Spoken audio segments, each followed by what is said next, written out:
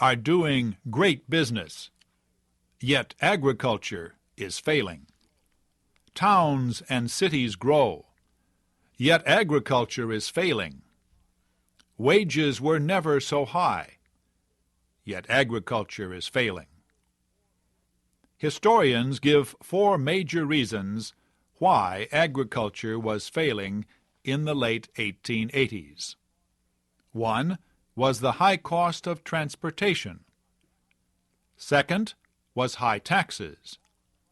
3rd was falling prices for agricultural products. And 4th was the high cost of borrowing money. Farmers began to organize, to discuss their problems. They formed local groups called alliances. An alliance member described the result of these discussions. People began to think who had never thought before. People talked who had never spoken much. Little by little, they began to study their condition. They discussed taxes on income, government ownership of property, the unity of labor, and 1,000 other opposing ideas. Local alliances formed larger groups. The larger groups included many persons who were not farmers, but who lived and worked in agricultural areas. These included teachers, doctors, repairmen, reporters, and church leaders. In 1889, the major alliances held separate conventions in St. Louis, Missouri. They refused to form one big alliance. They were divided on several important issues. The chief issue was political. Leaders of the Northern Alliance had decided that agricultural interests could expect little help from either the Republican or Democratic parties. They believed the answer to their problems was a third national political party. Leaders of the Southern Alliance disagreed. They belonged to the Democratic Party. And at that time, Democrats faced little opposition in the South. A new party would weaken their political power. So they wanted to work for change within the existing Democratic Party. Another issue dividing the Northern and Southern alliances was racial.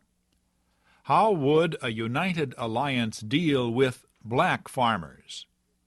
The Southern Alliance did not permit black members, and it did not want blacks in a united alliance. The Northern Alliance said blacks could join.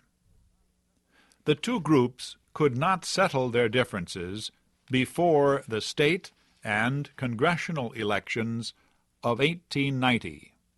So they did not campaign as one party, but they campaigned for one idea: help for America's farmers.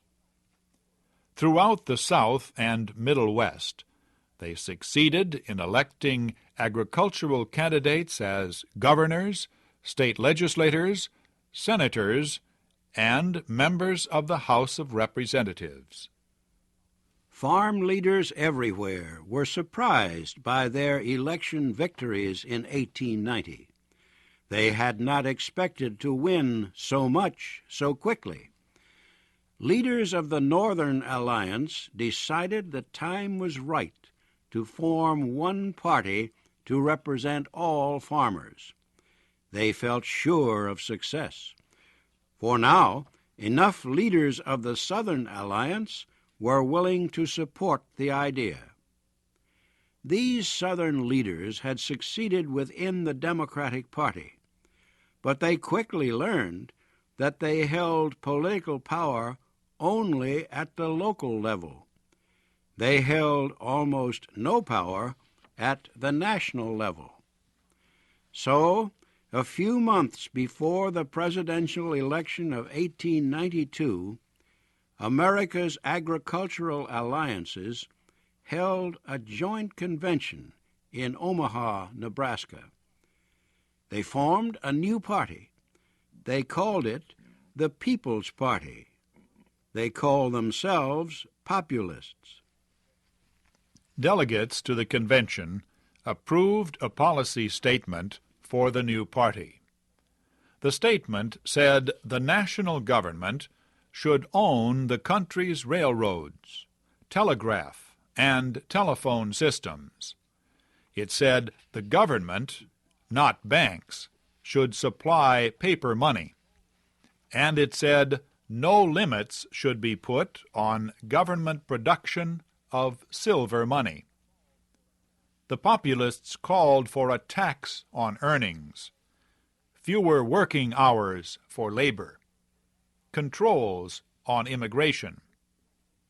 To help farmers, the Populists demanded what they called the Sub-Treasury Plan. Under this plan, farmers could put their crops in government storehouses. Then they could wait to sell the crops until prices rose. While they waited, they could borrow money from the government at low cost. They would pay back the loans when they sold their crops.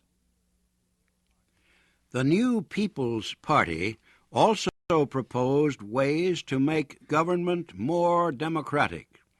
It said secret ballots should be used in all elections. It said senators should be elected by the people, not chosen by state legislatures. Most Americans considered populist proposals extreme. They felt the proposals were too close to socialism or communism. The populists considered their proposals just. They felt their movement was a struggle for more equal control of the nation. On one side of the struggle were producers. These included farmers, laborers, and small businessmen. They were led by the new People's Party. On the other side were what populists called non-producers. These included wealthy bankers and leaders of industry. They were led by the Republican and Democratic parties. Populists wanted producers to have some of the political power traditionally held by non-producers. They wanted producers to get a fairer share of the nation's increasing wealth. The People's Party chose James Weaver as its candidate in the presidential election of 1892. Weaver had been an officer in the Union Army during America's Civil War. He had served in the House of Representatives, and he had been the candidate of a minor party in the presidential election of 1880. The Republican Party renominated President Benjamin Harrison, and the Democratic Party nominated former President Grover Cleveland. The campaign began quietly, but a few months before the election, a labor dispute exploded into an important campaign issue. Several thousand steel workers went on strike at a factory owned by the Carnegie Steel Company in Homestead, Pennsylvania. The Steel Workers Union called the strike after failing to reach a wage agreement with company officials. After months of growing tension, the head of the company sent 300 private security officers to break up the strike and protect non-union workers. The security officers and many of the strikers carried guns. Shots were fired. 10 men were killed. The governor of Pennsylvania immediately sent state soldiers to the steel factory. After a few more attempts to continue the strike, the Union admitted defeat. Its power was crushed. It would be more than 40 years before America's steel workers were organized again.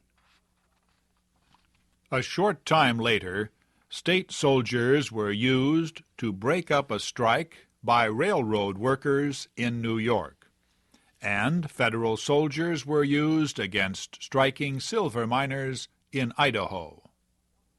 This use of government troops to end strikes caused many citizens to vote against the ruling Republican Party. They voted for the opposition Democratic or People's parties instead. In the election of 1892, Republican President Benjamin Harrison was defeated.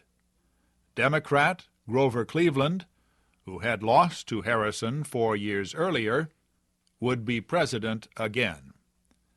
The People's Party candidate, James Weaver, won 1 million popular votes and 22 electoral votes.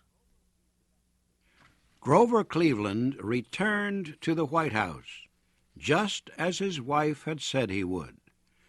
But his second administration would be much more difficult